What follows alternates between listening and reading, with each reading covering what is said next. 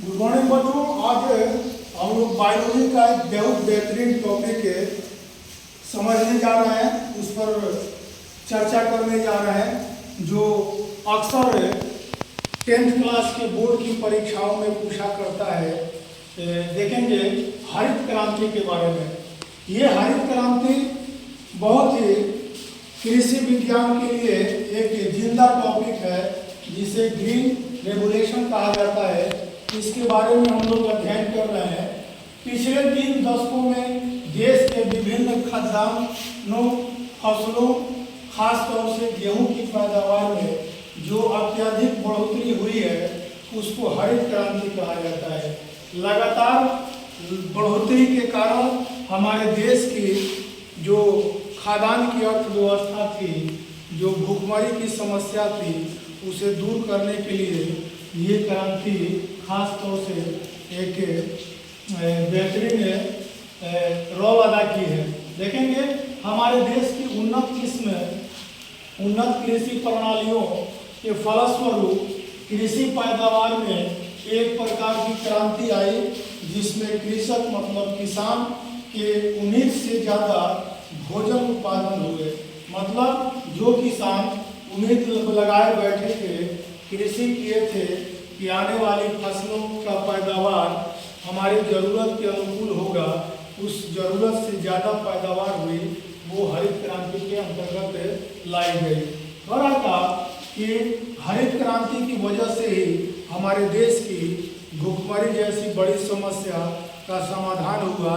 इस क्रांति को लाने में कई प्रकार के कारक काम करते हैं, जैसे कृषि कारकों में वैज्ञानिक तरीके से कृषि करना, दूसरा रासायनिक खादों का प्रयोग करना, विभिन्न प्रकार के कृषि यंत्रों का इस्तेमाल करना, ट्यूबवेल इत्यादि का प्रयोग करना, ये सारे हरित क्रांति लाने में हमें मदद पहुंचाए और इस क्रांति को सफल बनाने में सहयोग किए। एक और आपके पास टॉपिक आता है कि भारत में हरित क्रांति कैसे संभव हुई और उनके कौन कौन से कारक थे। भारत देश में हरित क्रांति संभव कैसे हुई और उसके मुख्य कारण कौन कौन से हैं, तो आप बोर्ड पर देख रहे हैं, उसको हल किया गया है, उसका आंसर लिखा गया है।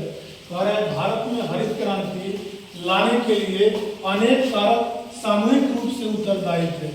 बहुत सारे कारक थे। जैसे पहला देखेंगे, मैक्सिकन गेहूं की किस्मों का आयात और उनका देसी गेहूं की किस्मों के साथ संकरण के फलस्वरूप उच्च उपजी किस्मों का विकास करना। मतलब कि विदेशी जो मैक्सिकन गेहूं था, ये बाहर देश का गेहूं है और अपने देसी गेहूं के साथ उसका संकरण कराया गया, जिससे उच्च उपजी हाई नस्ल के, बड़े नस्ल के बीजों का विकास किया गया, जो हमारे यहाँ उसका इस्तेमाल करते हैं कृषि के रूप में। आपका रहा दूसरा पॉइंट, उन्नत सिंचाई संसाधनों की व्यवस्था। मैं पहले भी आपको चर्चा किया था कि वैज्ञानिक तरीके से खेती के अंतर्गत विभिन्न प्रकार के कृषि यंत्र का विकास करना, ट्यूबवेल का इस्तेमाल करना, कृषि प्रणाली के अंतर्गत जो वैज्ञानिक तरीका है उसका प्रयोग करके खेती करना, कृषि करना, जिससे बहुत सारे संसाधनों का प्रयोग किया गया और कुछ उपज पैदा की गई। ज़्यादा से ज़्यादा क्या किया गया, बीज उत्पन्न किया गया, माने पैदावार बढ़ाई गई। दूसरा तीसरा कह रहा था, किसानों द्वारा रासायनिक उर्वरकों का खेती में व्यापक रूप से प्रयोग। कह रहा था कि पहले कृषक जो थे, किसान जो थे, वो प्राकृतिक खादों का प्रयोग करते थे। माल मवेशियों, जो हम लोग पशुपालन करते हैं, उसके अंतर्गत जो अवशिष्ट पदार्थ या मल मूत्र आते हैं, उसका उपयोग करके हम लोग खेतों में कृषि कार्य करते थे। लेकिन जब से वैज्ञानिक तरीके का इस्तेमाल किया गया, वैज्ञानिक प्रणाली का इस्तेमाल किया गया, उसके अंतर्गत विभिन्न प्रकार के रासायनिक उर्वरकों का उपयोग किया गया, जिसके कारण मिट्टी, खेत की मिट्टी जो है, उपजाऊ मिट्टी जो है, बहुत क्या कहा जाता है, शक्ति से बीजों को पैदा करने लगी, फसलों को पैदा करने लगी और ज़्यादा से ज़्यादा उपज पैदावार होने लगा। तो ये रासायनिक उर्वरकों का कमाल है। चौथा क्या है, खरपतवार नियंत्रण के कारगर उपयोगों का व्यापक उपयोग।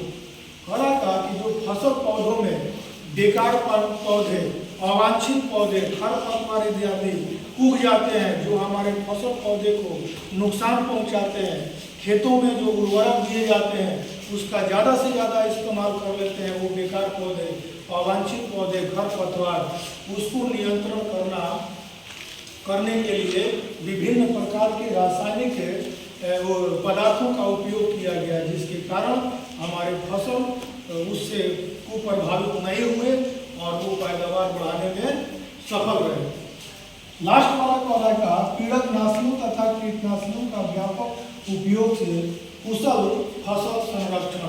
आप जानते हैं कि जब फसल पौधे अपने युवा अवस्था में होते हैं, माने पूरा बढ़िया से जब विकसित रहते हैं, उस समय फसल पौधों को बाहर के कीटनाशक, छोटे छोटे कीड़े या पीड़कनाशी, विभिन्न प्रकार के छोटे छोटे कीड़े या कीट उसको क्या करते हैं, खा जाते हैं, उनकी पत्तियों को खा जाते हैं, उसके फल को खा जाते हैं, जिससे हमारा फसल कुप्रभावित हो जाता है और पैदावार में असर पड़ती है। इसलिए उस कीटनाशियों और पीड़कनाशियों को इस्तेमाल करने के लिए हम रासायनिक पदार्थों का इस्तेमाल किए, जो कीटनाशी या पीड़कनाशी को प्रभावित करता है या मार देता है या फसल पौधे को संरक्षित रखता है।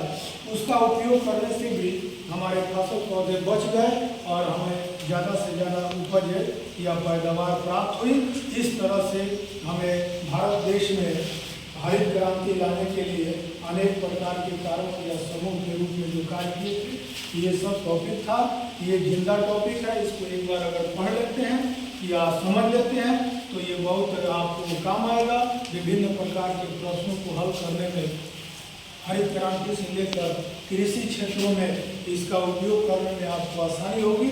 अगर यह बात आप समझे, आपको अच्छा लगा तो कृपया मेरे चैनल को सब्सक्राइब करें, बेल आइकन दबाना ना भूलें और